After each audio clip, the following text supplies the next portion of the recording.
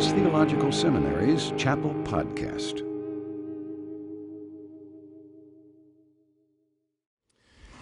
The longer I serve in ministry, the more I appreciate long-term faithfulness, and especially on those who open the Word of God with us, whose trust in the Word has not changed over their lifetime, but only increased. Those who believe its relevancy is as vital now as it has ever been. And Dr. Charles Swindoll, Chuck, is one of those preachers. All of us respect him and love him. I know he ministers to you greatly as you hear him or read him or get to know him. Would you join me in welcoming Dr. Charles Swindoll back to our chapel today?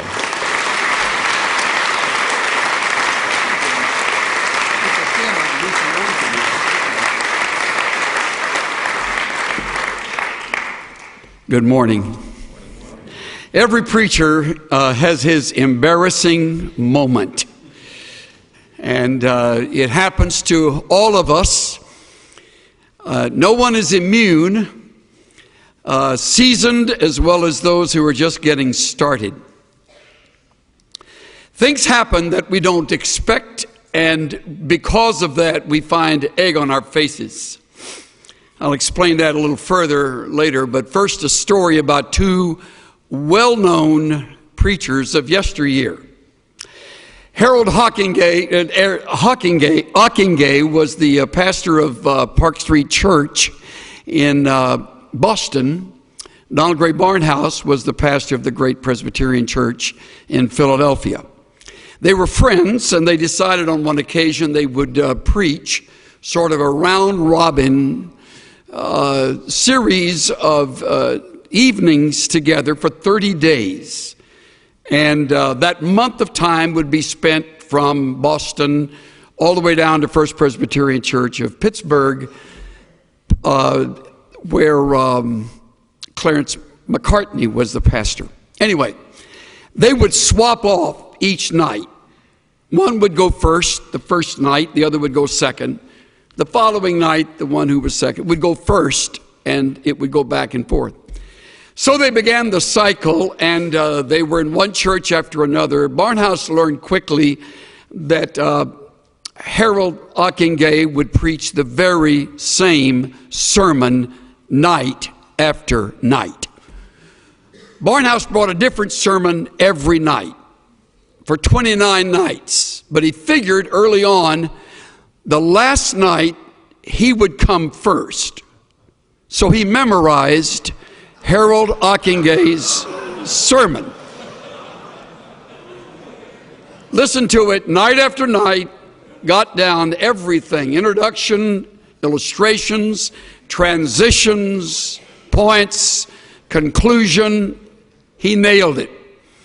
So when it came time for that final night, Barnhouse stood first to preach, and he delivered Ockenga's message word perfect. Dr. Ockenga sat down near the front, arms folded, listened without changing his expression whatever. Didn't look surprised, didn't shake his head, just sat there and listened.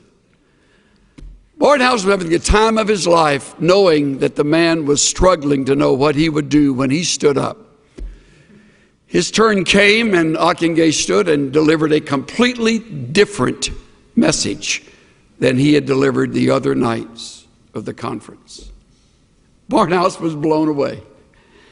As the lights dimmed and everybody had left and the two men were walking out the middle aisle, Barnhouse leaned over and said, "They kind of liked your sermon I preached tonight, didn't they?"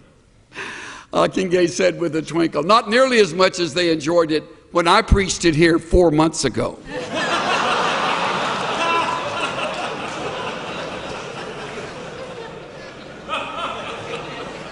Every preacher has his embarrassing moment. Mine came on the way to chapel today when I realized that the message I planned to preach, I preached here 98 days ago. And yet, most of you won't even remember it. I started to say, let's see a show of hands to tell me, were you here and do you remember what I talked about? I talked about two words. And so now that I'm wiping egg off my face, I am scrambling to say the same thing in a little different way. Maybe by saying them in the same semester, it will land home and you will never forget the two words. You've heard the words since you were in Sunday school. You have heard these professors remind you of them both in words of warning as well as words of encouragement, and maybe even a few testimonies about how the words came to their rescue. The words appear in Scripture in one way or another hundreds of times, and you will use the words with others in your ministry, both from the pulpit as well as a counselor, a friend, a minister of music, whatever capacity you'll serve in, on mission field or here at home, you'll use these two words. And they are, trust God. Two single-syllable words that you have heard forever, but you will discover as time passes how difficult they are to obey. Trust God. Mark DeMoss, in a little book that most of you will never read since it's so elementary, titled The Little Red Book of Wisdom, writes, I will never forget standing on the lawn in my pajamas at 2 a.m. that Memorial Day weekend, watching with my family in disbelief as flames gutted our large English tutor to a stone shell by dawn. Everything we possessed was lump or ash.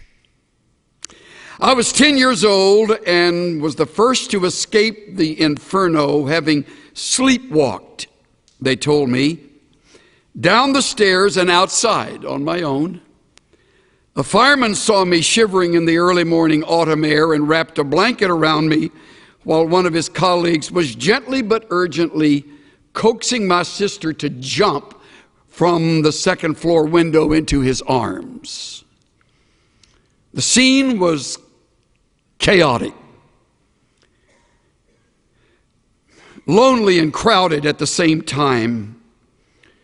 For a week or so, we lived with friends, and then we bought school clothes, rented a house for 9 months before moving again. I shake my head to think that long before home alarms were standard, all 9 of us awoke from deep sleep and escaped virtually unharmed. Plenty of fire stories end differently, DeMoss adds. One recent Halloween night, my friend Bruce and his wife took their kids through their neighborhood while Bruce's father-in-law stayed behind to pass out candy to trick-or-treaters. Bruce and his family returned to find their home ablaze, too late to save his children's grandfather. Next day, when I walked around Bruce's charred lot, the smell of sodden ashes shot me back 30 years to my own family's tragedy. Good insurance policies can replace bricks and furniture, and families can rebuild, but no policy can replace the loss of life or special possessions. Irreplaceable losses have more to do with family value than market value. Of course, I have no way of knowing what the future holds for you. You may lose your home and everything in a fire. You may lose your spouse to an early disease, detected but not cured. You may lose your dreams, your hopes. You may lose a relationship that you have cultivated over the years. All losses are painful. And you will be brought back over and over again to the words of Proverbs chapter 3, verses 5 and 6. I know. You memorized them in Vacation Bible School or when you were growing up at the knee of a godly mother and or father. And your lips will move as I quote them. Trust in the Lord with all your heart, and lean not to your own understanding. In all your ways, acknowledge him, and he will make your paths straight. All your heart, all your ways, trust. Trust. Now, we have a problem with this because of several things.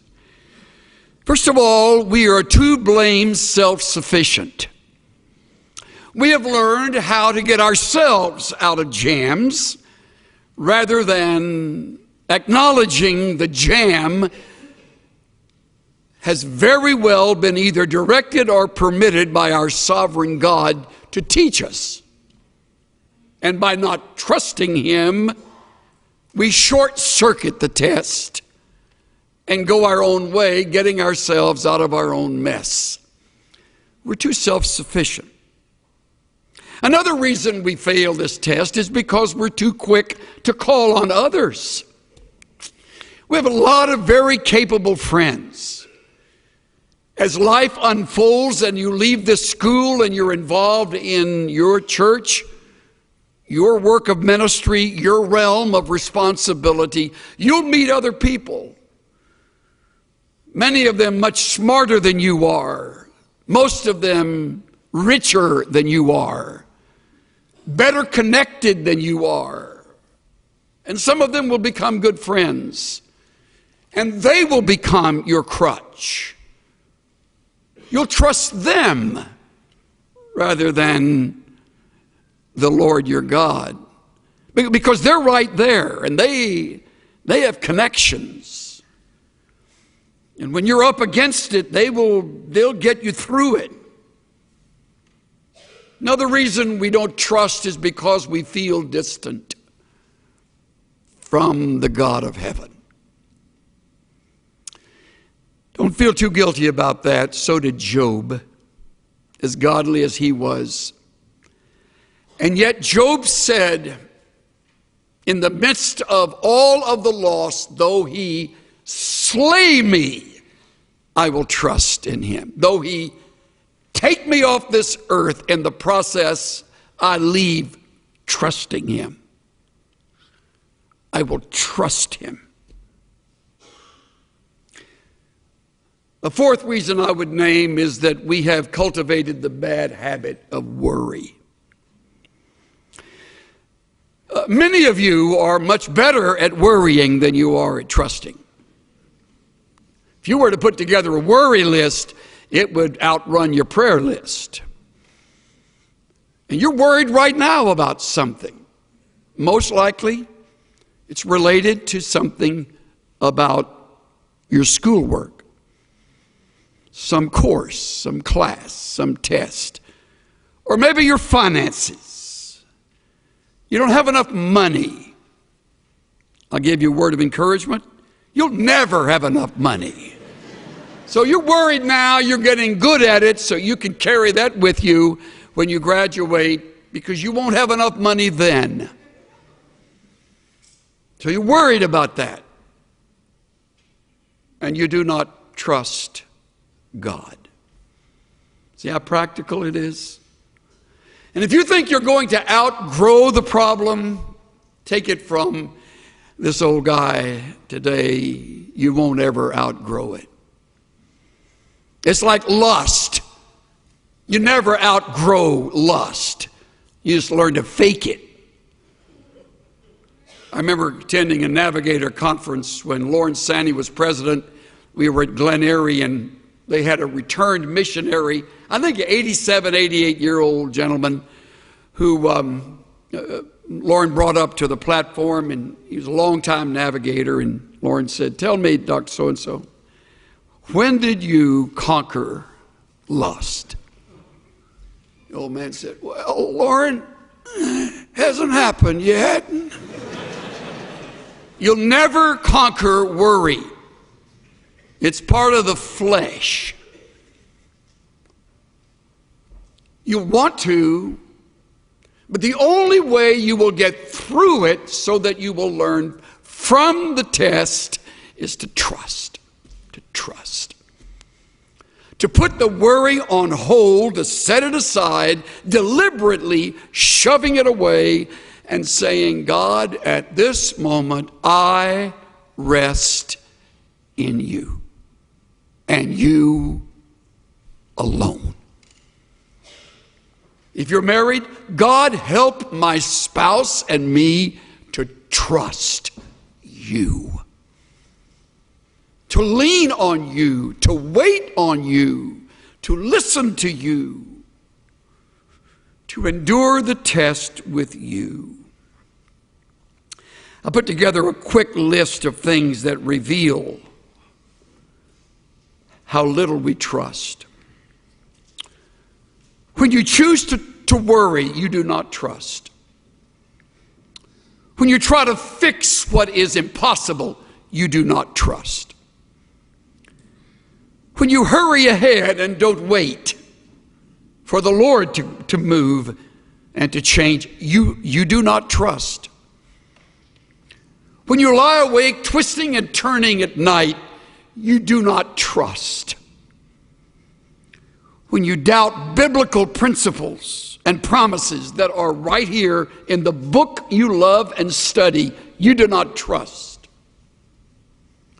When you turn to others first for help, you do not trust. When you listen to human counsel and give a higher priority to that than the principles you have just learned, you do not trust. When you manipulate and maneuver situations, you do not trust. When you step in and take charge without praying and being led by the Spirit of God, you do not trust.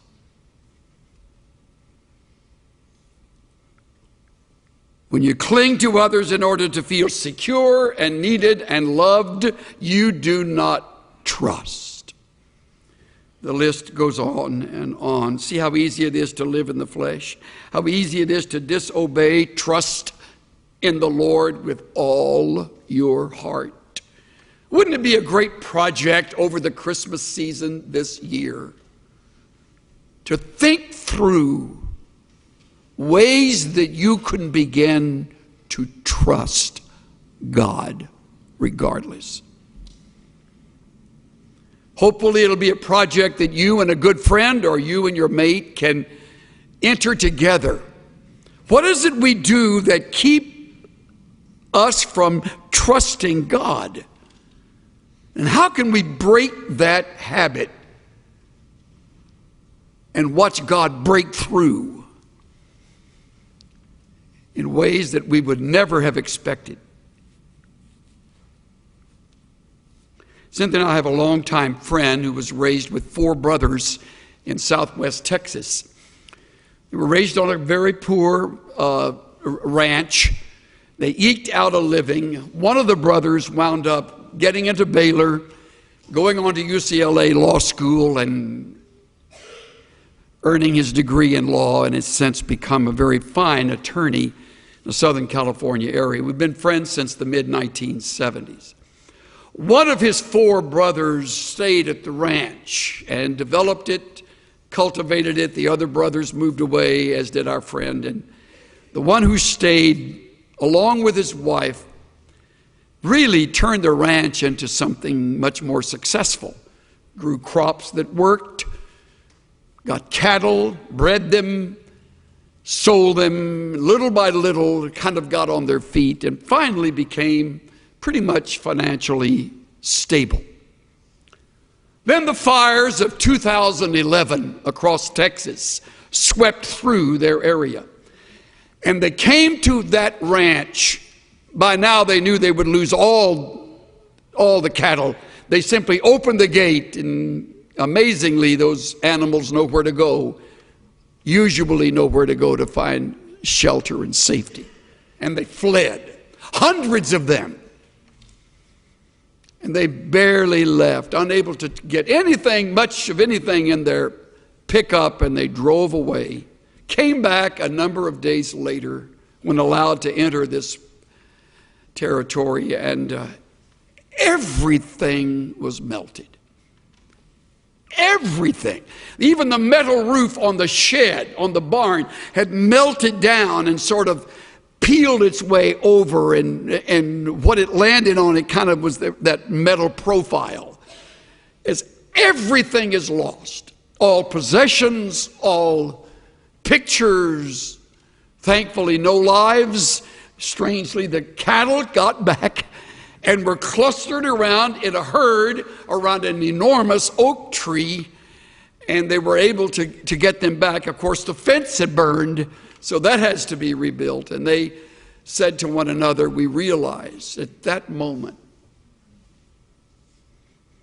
our faith would either kick into action or we would move far away from the God we had loved and served. They chose the former. They determined they would rebuild. They're in the process right now. Living with a brother, putting house and home back together, having lost it all. Several weeks ago, a couple in our church came to see me. She is probably in her late 30s. He is same age. She has been diagnosed with stage 4 cancer. She's by now lost all of her hair through the treatments. They have 2 small children. Here sat her husband. Here sat this lovely woman, his wife. As they spoke to me in the most encouraging manner. I'm in tears. They're smiling. What an interesting reversal of roles. I'm the guy that's supposed to have the answers. And they sit here and they minister to me as I've rarely been ministered to, talking about what God is teaching them in the midst of the loss. Now, all of that'll sound hollow if you're cynical, and some of you are, tragically. But if you still have a heart, you will realize that's where you want to be. When the doctor says it's your wife, or your husband, or your mom or dad, or you. Something happened in their lives somewhere that they determined they would trust God with all their heart and lean not to their own understanding. I asked the husband straight out, don't you lay awake at night wondering where all of this is going? And his response was an immediate, oh yeah, there are nights like that. Then tears came as he said, I can't imagine living without the greatest woman on earth. I mean, this is real life stuff. And I put my arms around both of them at the end and told them how much they mean to me, to us as a church. She still has stage 4 cancer. We prayed. We talked about prayer in the midst of this. We discussed a future without her and the possibility of how God has the ability to heal her, can heal her, may heal her, and may not. He said, to be honest with you, my greatest fear is knowing these children would be raised just by me. Because without this mom, I can't imagine how I'm going to be able to do that. true, honest words, but I trust God. I trust God. How good is that? Their circumstance hasn't changed. Unless God breaks through, the cancer will ultimately take its toll. And they trust God. And should the Lord choose not to heal her, and I have her funeral, I am confident his words to me will be through tears, I am trusting God on where to go from here. That's what I'm talking about, men and women. And being in ministry will not make you immune to tests like this. Getting your training here at this fine school will not in any way separate you from real world stuff. Count on it. One of your children, some close friend, some classmate, or you. So what do you do if it's you? What do we do? I turn finally and quickly to 1 Samuel chapter 30. If you remember 98 days ago, we were here, but you probably don't. The man in question is David. He has just left the ranks of the Philistines. He's in the rear ranks along with Achish, who tells him the Philistines don't like having you and the Hebrews around. You need to go back. Philistines had granted them Ziklag where they could live. And so he and his men, having fought, weary from battle, dirty, sweaty, tired, have about a 3.5 day walk back to Ziklag. I don't know what their future will be. He's still hunted and haunted by Saul, the king. And so they come to what was their home.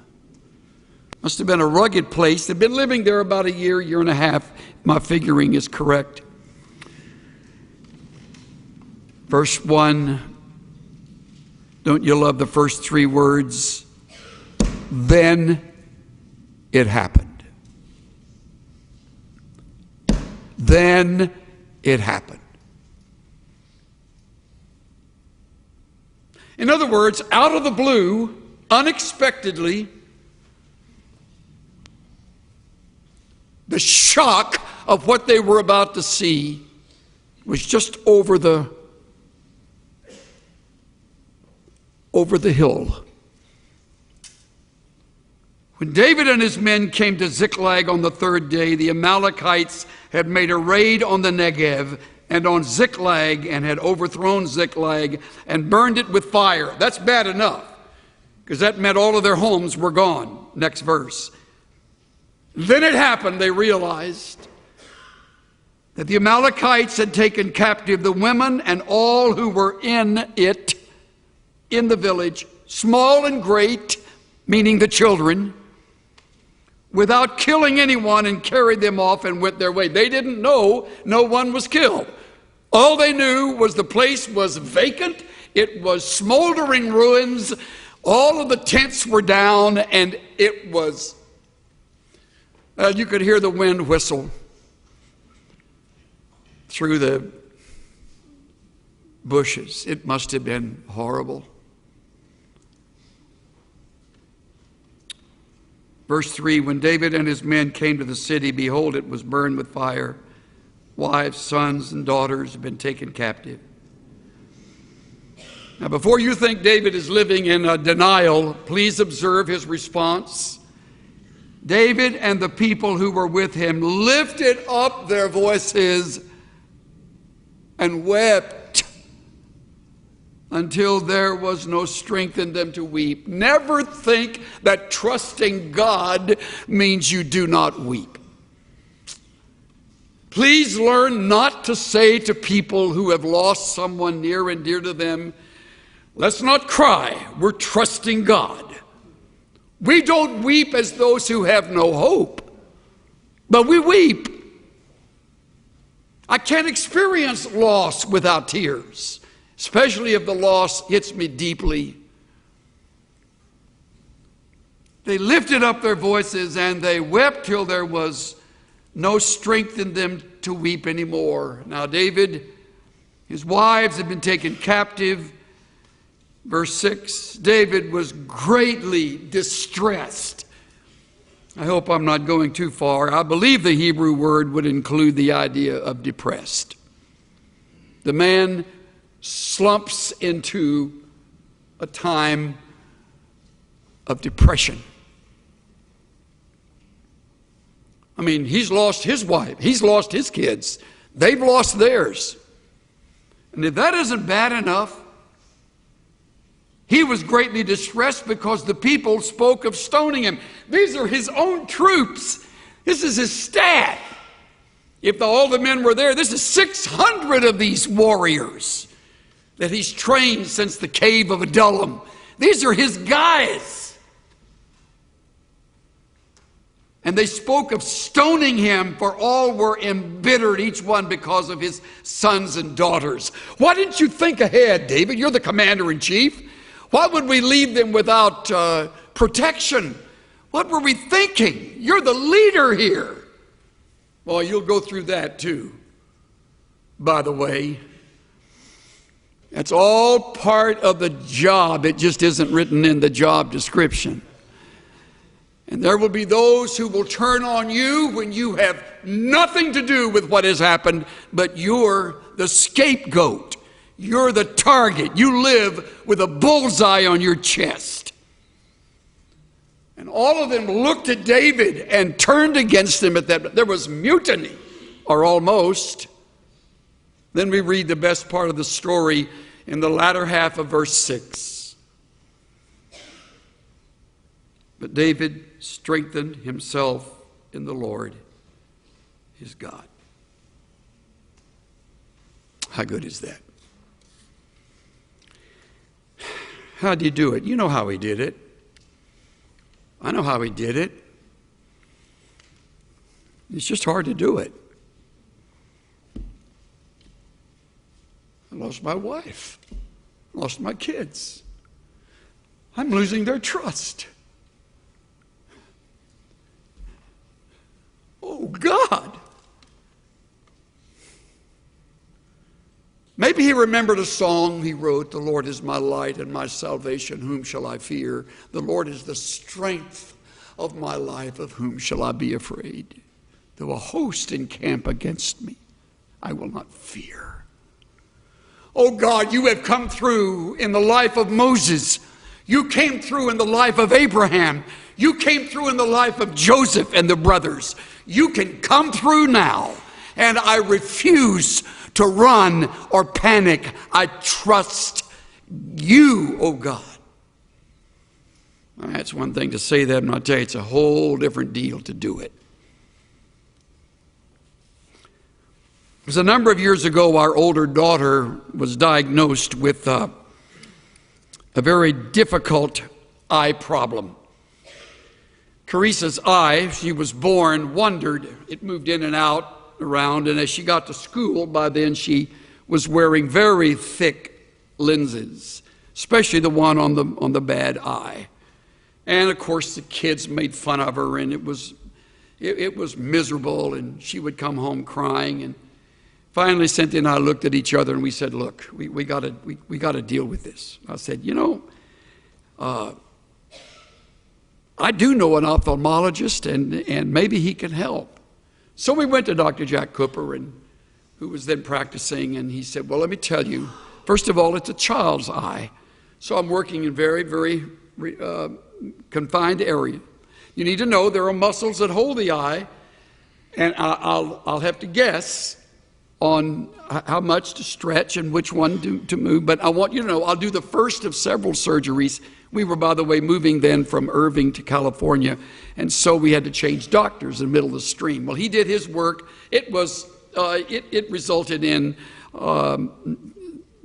something that was not the best, but it was a little better. The lens was a little bit thinner, and yet she was still struggling.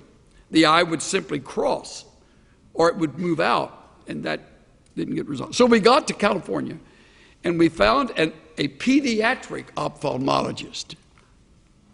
All right. That simply means he charges more for the work of ophthalmology because he specializes in little kids' eyes. So we meet with him. He is absolutely brilliant. He's recording everything, and he talks in the gobbledygook that medical doctors talk in, but he said, you need to know. And I thought, I've been here before. You need to know. It's a guess. And I thought, all this money I'm paying you, pal? Guess right. But I didn't say that. So Carissa went under the knife again. And he said, please don't worry when she comes out because there things may not be as you expect. But I expect a full fusion, ultimately. And I thought, it's got to be right, man. I got a great God, and we have prayed to him, and we've got a darling little girl here, and I'm tired of her being embarrassed, and it's going to be right. And so, Lord, got it? So I'm standing over. Carissa, open your eyes. And Cynthia said, back off. I said, I am backed off. Open your eye, honey. Let Daddy see your eye. And so she just barely coming out of anesthesia, and she opens her eye, and the pupil is looking directly at the bridge of her nose. Almost all white. Well, I'm telling you, something happened inside me that I'm almost ashamed to admit. I thought, well, fine. That's great. Thanks, God. I left out. She said, where are you going? I said, I don't know. Get out of the way. So I got in the car and I drove and went back to my study and locked the front door and locked the back door and put a sign, don't disturb, and told the secretary to go home and sat there in the dark. And I heard, I didn't want to answer. So it was my friend who had heard about all of this. I said, what? He said, oh, you're there. And I opened the door and I said, I don't want to talk to you. He said, well, I want to talk to you. And I said, I don't want to listen to you. He said, well, let's just get together, buy you a hamburger, and let's sit out at the park. What I didn't know is that he had teamed up with a buddy of mine who was an artist. And they had it all arranged. When they left, he was going to turn around and make sure the door was unlocked so his buddy could come in and draw me something. So I'm sitting at this park bench eating a In-N-Out burger and crying like a baby. He's so gracious with me, so understanding. He said, you know, Chuck, this isn't the end. I mean, you haven't even given her. I says, I know that. I can finish every sentence you start. Oh. In the meantime, my buddy is in my study at the church drawing me a big poster. So I finished with my friend Earl and get him to leave me alone. I walk back in and turn the light on, and there's the poster. It's a big picture of a monk, robe, funny haircut, big old toes sticking out his sandals, caricature. At the bottom, did we in our own strength confide, our striving would be losing. We're not the right man on our side, the man of God's own choosing. Dost ask who this may be? Christ Jesus, it is he. Lord Sabaoth his name. From age to age the same, and he must win the battle. And I sobbed like I haven't cried in my adult life when I realized how unbelieving I had been. He will win the battle. He will win the battle. It'll be his battle. And I'll simply enjoy the spoils of his victory. I kept that poster for years. Thank the artist friend for painting it for me. Every time I sing A Mighty Fortress, I think of that. Several weeks later, Carissa was home, and from that day till today, straight on fusion. Eyes are straight. She doesn't even need glasses. I'm the guy in the thick glasses now. She doesn't need any glasses. And the Lord taught me through my shameful response, He'll win this battle. Trust Him. Trust me. Trust God. It's so sweet to trust in Jesus, just to take Him at His word, just to rest upon His promises, just to know, thus saith the Lord. Trust God. Say it. Trust God. Do it again. Trust God.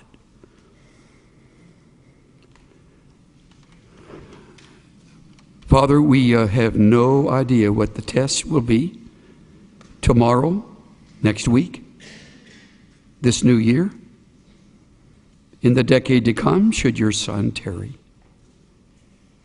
With our family, with our friends,